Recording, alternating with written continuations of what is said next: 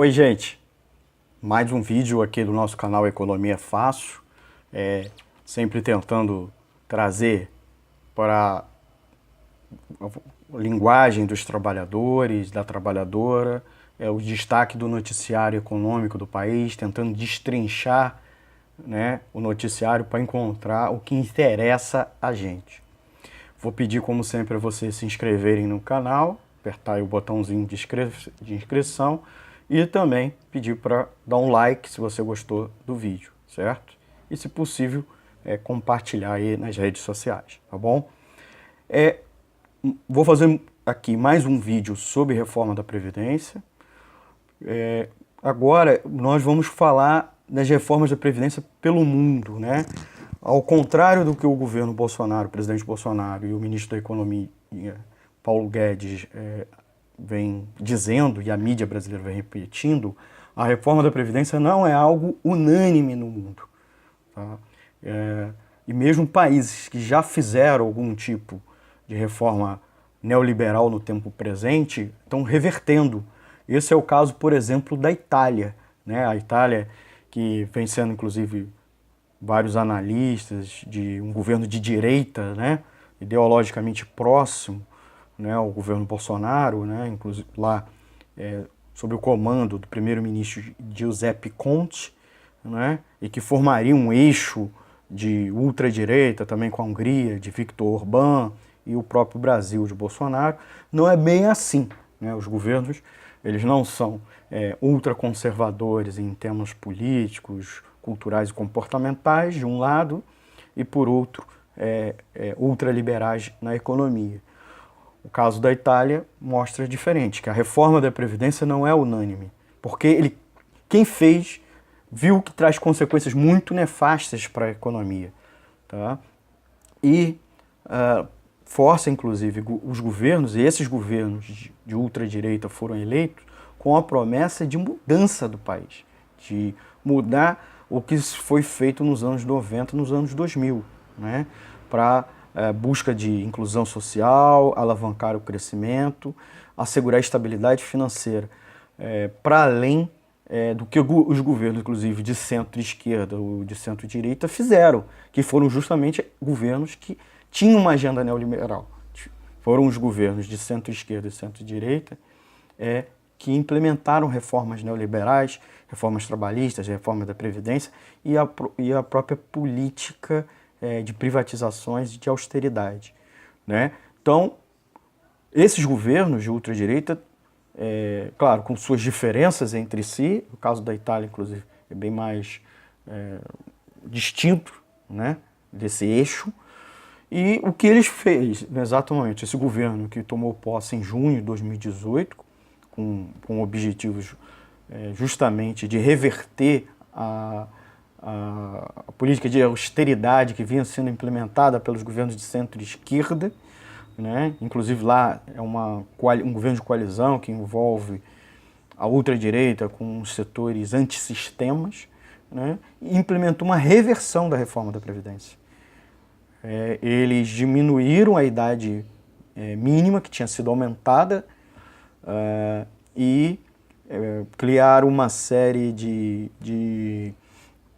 tiraram as restrições que tinham sido colocadas, que dificultavam o acesso às aposentadorias, né? O trabalhador vinha sendo obrigado a trabalhar mais anos, a contribuir mais anos, e a reforma justamente, a nova reforma, desfez isso tudo, essa reforma feita pelo governo do Giuseppe Conte, né? É importante também que o que o governo Giuseppe Conte fez foi, inclusive, criar uma renda mínima, né? Todo trabalhador que está recebendo, está tendo como seu rendimento menos que um determinado valor, ele recebe um auxílio, né? Muito melhor, inclusive, comparativamente, que o programa Bolsa Família ou mesmo o benefício de prestação continuada, né? Essa política de renda mínima.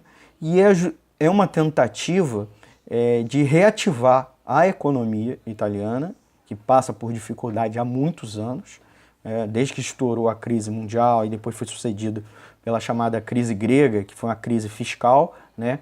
Lembrando que os governos da Europa, principalmente da Europa mediterrânea, do sul da Europa, interviram fortemente no seu sistema bancário, que foram a breca entre 2008 e 2010, e quando chegou 2011, os próprios governos passaram a ter dificuldade de solvência fiscal. E o curioso é que os bancos que tinham sido salvos, né, o sistema bancário que foi salvo pelo socorro, chamada política de socorro, pressionaram esses governos, especialmente o da Grécia, mas não só, né, tem um eixozinho aí chamado de PIGS, né, que envolve Portugal, além da Espanha, né, a Grécia e a Itália, tá? PIGS, esse acrônimo, para pagar em dia, manter em dia a dívida. E para garantir essa solvência, inclusive, solvência, que é a possibilidade dos governos ter condições de pagar as dívidas, a praticar políticas de austeridade. Então, cortou salário de servidor público, demitiu o servidor público, cortou o valor de pensões e aposentadorias, dificultou o acesso às pensões e aposentadoria, obrigando o trabalhador na ativa a contribuir mais anos, a adiar a aposentadoria. O resultado foi o quê? Essa reforma da Previdência foi recessiva, ela tirou dinheiro do trabalhador, né? Consequentemente, menos consumo, menos faturamento as empresas demitiram ou não contrataram seus funcionários. Então, o que nós temos é uma reforma neoliberal, uma reforma que agradou o mercado financeiro, mas que gerou recessão na economia. E dificultou o próprio sistema de previdência e a própria arrecadação do governo. O governo passou a ter, ano após ano, mais dificuldade de manter suas contas equilibradas, porque simplesmente cai a arrecadação, porque se está caindo o faturamento das empresas e está caindo o salário, né, as pessoas estão pagando menos impostos, né, as famílias e as empresas. Então, fora o desemprego, aumenta o desemprego. E aumenta, inclusive, por um fator, que além da queda da renda geral da economia, você está obrigando um trabalhador mais idoso, mais velho, a ficar mais tempo no mercado de trabalho, concorrendo com os trabalhadores mais jovens. Não é à toa que o trabalhador mais jovem, mesmo com alta escolaridade na Europa, é desempregado. Tá? Então, o desemprego europeu, que atinge casa dos 10%, no caso do jovem, chega a 20 e tantos por cento, né? Porque ele não consegue um posto de trabalho, porque as vagas estão ocupadas por trabalhadores mais jovens. Então, é importante a gente colocar que a reforma da Previdência não é uma unanimidade no mundo, tá?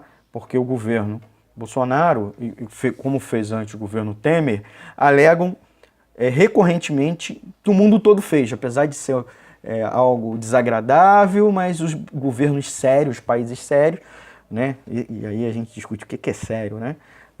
Supostamente teria feito. Então, o que nós vemos é que não teve, né?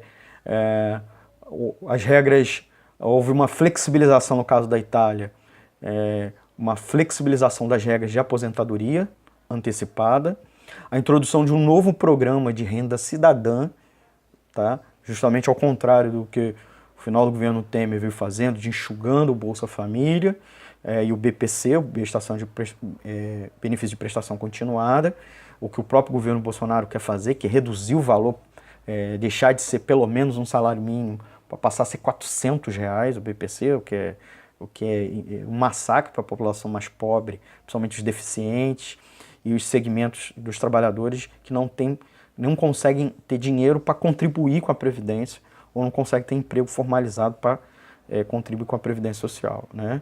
Então, o governo da Itália reverteu. E há uma tendência em discussão em boa parte dos países na Europa, justamente nesse sentido. Portugal, hoje, o governo de Portugal, que voltou para a mão da centro-esquerda, tinha caído e acabou voltando, vem discutindo reverter um conjunto de medidas de austeridade, inclusive na seguridade, né? Porque Portugal, no caso, não aumentou a idade mínima, mas Portugal, por exemplo, diminuiu as aposentadorias, o valor das aposentadorias. Então lá está se discutindo aumentar as aposentadorias para e passo com o aumento do salário, o equivalente lá ao salário mínimo. Então há uma ação generalizada no mundo porque se percebeu que o sistema financeiro é o que vem lucrando com as decisões do governo pela austeridade, né? E além do mais, também é importante colocar que não dá para satanizar, como vem fazendo uma parte da centro-esquerda e da esquerda, satanizar esses governos, esse eixo dito de ultradireita, né? Na verdade, esses governos de ultradireita, eles são produto das contradições do sistema político, tá? E de uma classe trabalhadora cansada, certo? De ter votado em governos da centro-esquerda e da centro-direita que fazem justamente atacar direitos históricos dos trabalhadores pelo viés das reformas neoliberais, né? Então, é isso. A reforma da Previdência não é algo unânime e não necessariamente é um caminho que o Brasil deva trilhar. Então, pelo menos esse tipo de reforma que retira direitos sociais dos trabalhadores. Tá bom? Forte abraço a todos e todas. Até o próximo vídeo. Curta, lá clique o like, compartilhe o vídeo e se inscreva no nosso canal para ter outros vídeos, né, para fortalecer aí, para a gente fazer outros vídeos sobre economia. Economia é fácil. E dúvidas, críticas e sugestões, envie um e-mail para economiaefácil@gmail.com. Economia é fácil, tudo junto, sem acento. Até o próximo vídeo. Um abraço.